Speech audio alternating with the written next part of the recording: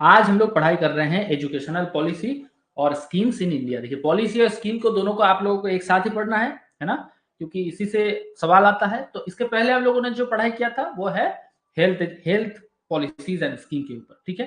तो अभी जो सबसे पहला जो हम लोग पढ़ाई कर रहे हैं अभी सर्व शिक्षा अभियान है, जो 2001 में लॉन्च हुआ है, स्टार्ट हुआ है। लॉन्च एंड स्टार्ट एक ही साथ हुआ था। तो 2001 में इसका launching date and starting date दोनों एक साथ है। फॉर्मेशन भी 2001 में ही हुआ है, ठीक है। इसके पहले फॉर्मेशन नहीं हुआ था।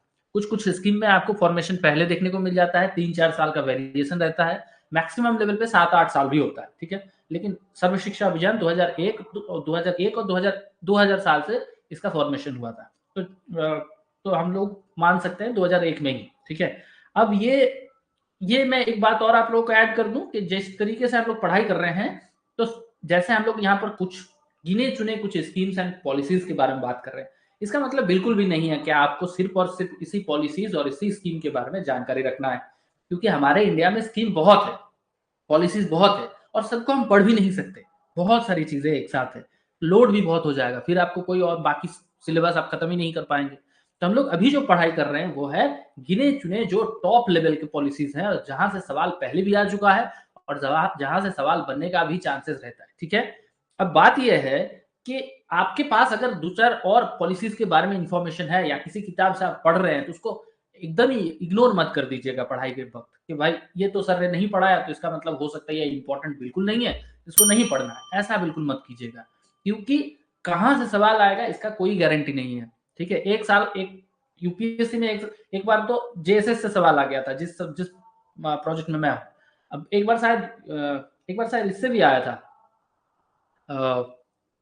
यूजीसी नेट में भी चंदन शायद एक बार सवाल भी पूछे थे मेरे को जेएसएस के बारे में। तो सवाल किसी से भी आ सकता है, किसी बुक में आपको जेएसएस के बारे में, मतलब जो आप लोगों का टेक्स्ट बुक है, जितने भी फेमस राइटर्स हैं उन लोगों के बुक में आपको जेएसएस के बारे में नहीं मिलेगा इन्फॉर्मेशन ज्यादा।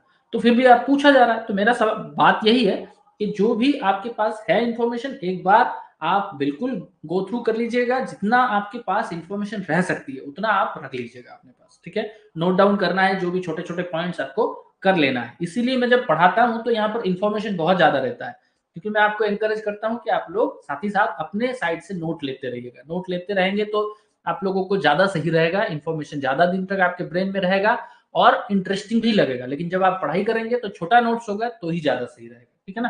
तो इसीलिए यहाँ इंफॉर्मेशन काफी है। तो हम लोग शुरू कर रहे हैं सर्व शिक्षा अभियान से, और सर्व शिक्षा अभियान का जो शॉर्ट फॉर्म है उसको बोला जाता है SSA।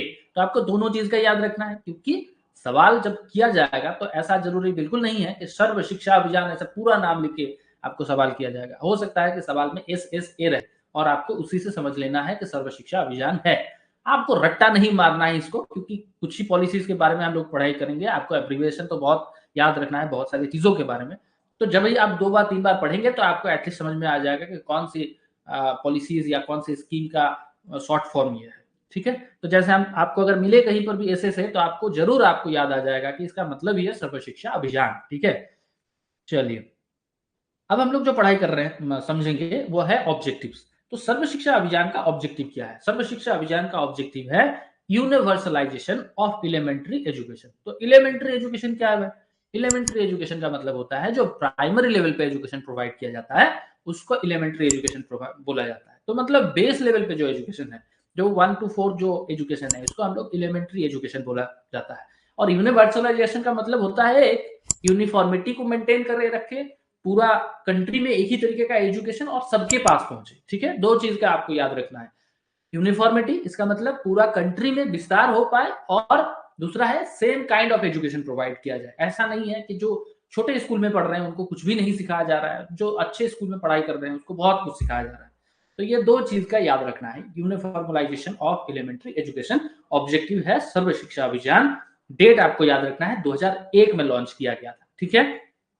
अब हम लोग थोड़ा सा की एस्पेक्ट को या गोल को पढ़ लेते हैं सर्व शिक्षा अभियान, क्योंकि हर पॉलिसीज का यहाँ से ही सवाल बनने का चांसेस होता है। तो देखिए, पहला जो है वो है enrolment of all children's in school education guarantee centres and alternative schools. इसका मतलब है कि एनरोलमेंट के ऊपर ध्यान दिया जा रहा था, अब देखिए एनरोलमेंट के ऊपर ध्यान देने का मतलब ही है कि ज़्यादा एनरोलमेंट होगा तो बच्चे ज़्यादा रहेंगे, तो एटलीस्ट ये समझ में आएगा कि ना पढ़ने वाला बच्चा नहीं है ना? तो इसीलिए एनरोलमेंट के ऊपर थोड़ा-सा जोर दिया गया था। दूसरा क्या था, जो एज ग्रुप मैंने बताया कि 1 टू 4 ये जो क्लास है एलिमेंट्री एजुकेशन वाला क्लास, हाँ, फर्स्ट से फोर्थ तक, तो इसका एज फंक्शनलिटी मोटा मोटी जो रहता है 10 साल तक, ठीक है। लेकिन सर्व शिक्षा अभियान का जो स्टैंडर्डाइजेशन बनाया गया था वो है 6 से 16 तक। इसका मतलब बिल्कुल ये नहीं है कि सिर्फ और सिर्फ मतलब जो सर्व शिक्षा अभियान का फोकस है वो प्राइमरी एजुकेशन का, मतलब मैं जो बोल रहा हूँ क्लास 1 से 4 तक, ये प्राइमरी एजुकेशन का एक बेंचमार्क है, बिल्कुल है। लेकिन ऐसा नहीं है कि 4 तक पढ़ाई कर लिया तो छोड़ दिया और उसका पढ़ाई हो गया। बेस का मतलब होता है नॉर्मल क्लास 7 8 तक भी पढ़ लिया तो वो बेस एजुकेशन होता है, या एलिमेंट्री एजुकेशन में आपको 8 तक आप सोच सकते हैं, ठीक है। तो ये है अपर प्राइमरी एज तक, ठीक है। मतलब जैसे मैंने अभी एलिमेंट्री एजुकेशन बोल दिया तो इसका मतलब आप 4 तक ही मान मत लीजिएगा, ठीक है। दूसरा है और तीसरा है bridging gender and social gaps in enrolment retention and learning. अब देखिए हमारे कंट्री में ये बार बार हम लोगों के पास रिफ्लेक्शन आया है कि हमारे कंट्री में जेंडर रिलेटेड एक एजुकेशनल प्रोसेस को सोसाइटी में बढ़ावा दिया जाने का स्कोप आप देख सकते हैं, जहां पर लड़का है तो उसको पढ़ाना है, लिखाना है, जॉब करवाना है, उसको सेटल करवाना है, लड़की है तो भाई वो उसका तो शादी हो जाएगी, तो उसके ऊपर क्यों हम लोग ज्यादा फोकस करें। तो इसी प्रॉब्लम को सॉल्व करने के लिए सर्व शिक्षा अभियान का जो मोटो था वो था जेंडर इक्वल एजुकेशन को प्रोवाइड करना, ठीक है। जेंडर गैप जो क्रिएट हो जा रहा है उसको भी कम करना, ठीक है। तो जो एनरोलमेंट प्रोसेस है उसमें दोनों तरीके का जेंडर को समान तरीके से प्रायोरिटाइज किया जा रहा था, ठीक है। और क्या है, enhancing learning achievements at the primary and upper primary level. इसका मतलब है कि प्राइमरी लेवल और अपर प्राइमरी लेवल पे जो लर्निंग अचीवमेंट्स है उसको बढ़ावा देना। अब देखिए लर्निंग अचीवमेंट्स को बढ़ावा देने का मतलब ही होता है कि एनकरेज करना बच्चों को। जैसे आप पढ़ाई करने आए हैं, अभी आप पढ़ाई कर रहे हैं, अब आप अगर आपकी एजुकेशन में कुछ अगर लर्निंग इनहेंसमेंट होगा, आप पढ़ने, अभी आप एक क्लास अटेंड किए, क्लास अटेंड करने के बाद आपको समझ में आया कि हाँ भाई मेरे को जितना जानकारी था ये क्लास अटेंड करने के बाद थोड़ा सा जानकारी मेरा बढ़ा, मेरे को अच्छा लगा, इंटरेस्टिंग लगा, तभी ना जाके आप पढ़ाई करेंगे। एनरोलमेंट कर देने से एजुकेट तो नहीं हो जाता है ना। तो इसीलिए सर्व शिक्षा अभियान का ये भी एक गोल है कि इनहेंस लर्निंग अचीवमेंट, एजुकेशन को भी इस तरीके से प्रोवाइड करना ताकि उनमें लर्निंग अचीवमेंट हो पाए, जो बच्चे पढ़ रहे हैं उनमें भी इंटरेस्ट हो पाए, ठीक है। और कहां तक, अपर प्राइमरी लेवल तक, ठीक है, प्राइमरी से अपर प्राइमरी लेवल तक। ये आप एज ग्रुप को याद रखिएगा तो आपका काम बन जाएगा। और क्या है, bridging gender and social category gaps, ये मैंने ऑलरेडी आपको बात कर दिया कि सोसाइटल कैटेगरी जो है या जेंडर कैटेगरी जो जेंडर ब्रिजिंग जो है उसको कम करना। इसका मतलब किसी भी स्तर के बच्चे, किसी भी बैकग्राउंड के बच्चे, उनको एजुकेशन एटलीस्ट प्रोवाइड होना चाहिए और साथ ही साथ जेंडर गैप नहीं रहना चाहिए। मेल एंड फीमेल बच्चों को इक्वल सर्विस प्रोवाइड करना, इक्वल अपॉर्चुनिटी प्रोवाइड करना, ठीक है। ये हो गया हमारा कुछ की गोल्स जो इंपॉर्टेंट है, जहां से सवाल बनने का चांसेस भी है। स्ट्रेटेजीज इंप्लीमेंटेड बाय सर्व शिक्षा अभियान, क्या क्या स्ट्रेटेजीज, मतलब ये जो हम लोगों ने गोल अभी पढ़ाई किया, ये गोल को अचीव करने के लिए कुछ काम भी तो करना पड़ेगा, और काम करने के लिए पहले स्ट्रेटेजी बनाना पड़ेगा। तो क्या क्या स्ट्रेटेजीज बना, अब हम लोग पढ़ते हैं क्या क्या स्ट्रेटेजीज को इंप्लीमेंट किया गया। तो सबसे पहले है स्कूल का इंफ्रास्ट्रक्चर को बेहतर बनाना, ठीक है, बेहतर क्लासरूम देना, बेहतर हर तरीके का चीजें बेहतर कर देना। उसमें क्या हो जाएगा कि स्कूल का इंफ्रास्ट्रक्चर बेहतर हो जाएगा तो एटलीस्ट थोड़ा बहुत एजुकेशनल फंक्शनलिटी में भी बेहतर हो जाएगा, रिसोर्स डेवलप हो गया इसका मतलब, ठीक है। दूसरा है टीचर ट्रेनिंग, ये भी एक रिसोर्स डेवलपमेंट है, स्किल डेवलपमेंट। तो ये इंटरनल रिसोर्सेस है ना, ह्यूमन रिसोर्सेस है कि जो भी टीचर पढ़ा रहे हैं उसका भी स्किल डेवलपमेंट होना। देखिए हमारे पास जो भी टीचर होते हैं इंडिया में वो सारे स्किलफुल टीचर होते हैं, लेकिन कभी कभी ऐसे देखने को मिल जाता है कि जब गवर्नमेंट जॉब मिल गया या सेटल जॉब मिल गया तो कहीं ना कहीं जो टीचर का स्किल है वो धीरे धीरे डिक्रीज कर जाता है। इसीलिए बार बार ये जो जितने भी हम लोग स्कीम पढ़ रहे हैं एजुकेशनल स्कीम्स के माध्यम से एक चीज आपको कॉमन दिखेगा, वो है टीचर ट्रेनिंग, ठीक है ना। जो टीचर आ रहे हैं वो तो ट्रेनिंग लेके ही आ रहे हैं। आपके मन में सवाल हो सकता है कि भाई वो तो बीएड करने के बाद ही आ रहा है, तो टीचर ट्रेनिंग उनके पास तो ऑलरेडी है, उसके बाद क्यों। तो ये एक्चुअल रीजन यही है कि टीचर ट्रेनिंग वो पढ़ाई के लिए किया था, उसको मार्क्स अचीव करना था, उसको डिग्री अचीव करना था, इसलिए किया था। अब पढ़ाते पढ़ाते एक्चुअल जो इम्प्लीमेंटेशन है उसमें गैप रह जाता है, इसीलिए टीचर ट्रेनिंग भी जरूरी है। तो 2 स्ट्रेटेजी हो गया, एक है स्कूल इंफ्रास्ट्रक्चर, दूसरा है टीचर ट्रेनिंग, तीसरा है टेक्स्ट बुक और लर्निंग मटेरियल को भी इंटरेस्टिंग बनाना, चौथा है मिड डे मील स्कीम। आप लोगों को अगर याद है तो mid day meal scheme develop होने के कुछ दिन पहले से ही मतलब कुछ दिन नहीं, कुछ साल पहले से और एक चीजें डेवलप होकर रखा था, वो था कि स्कूल में ब्रेकफास्ट प्रोवाइड किया जा रहा था, है ना। बच्चों को ब्रेड दिया जाता था, अंडा दिया जाता था, है। तो जो मिड डे मील है, जो एकदम एज इट इज, जो जिस तरीके से लंच प्रोवाइड किया जाता है उस तरीके से नहीं, उससे थोड़ा आगे ब्रेकफास्ट टाइप फूड को प्रोवाइड करके एटलीस्ट बच्चों का न्यूट्रिशन को कंप्लीट किया जाए, सही तरीके से पोषण मिले बच्चों को, इस तरीके का स्कीम पहले भी था।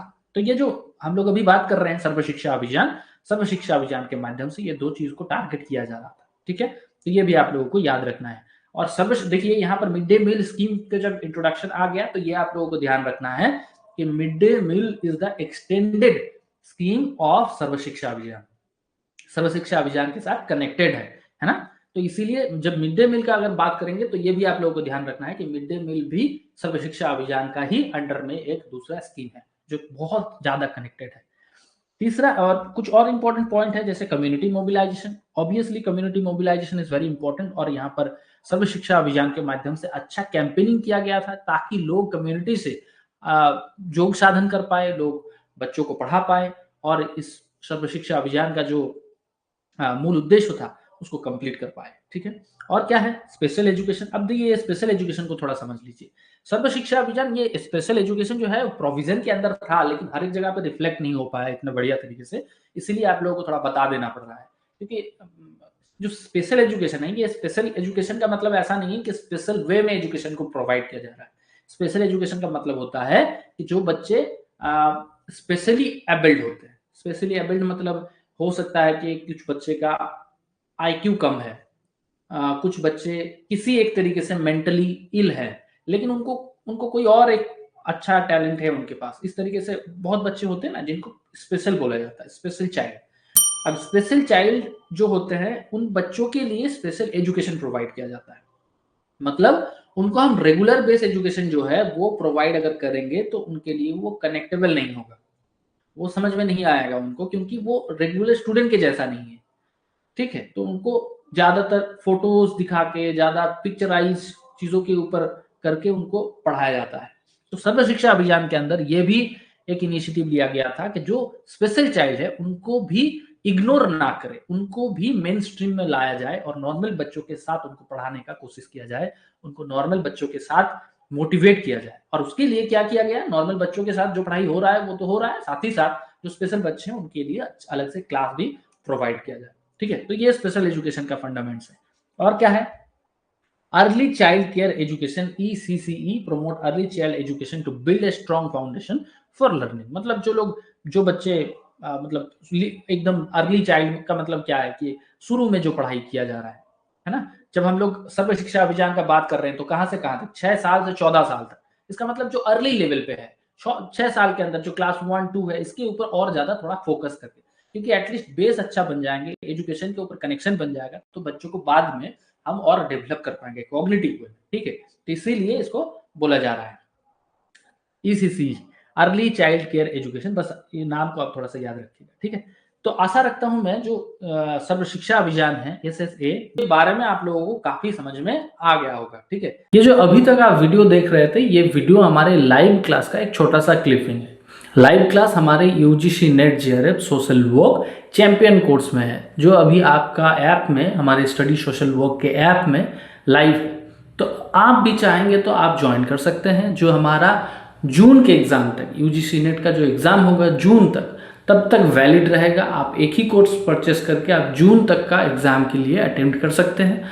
और इस कोर्स में आपको live class, pre recorded class, सारे चैप्टर वाइज स्टडी मटेरियल और MCQs एकदम कंप्लीट मिलेगा। तो आपको कहीं जाने का जरूरत नहीं है।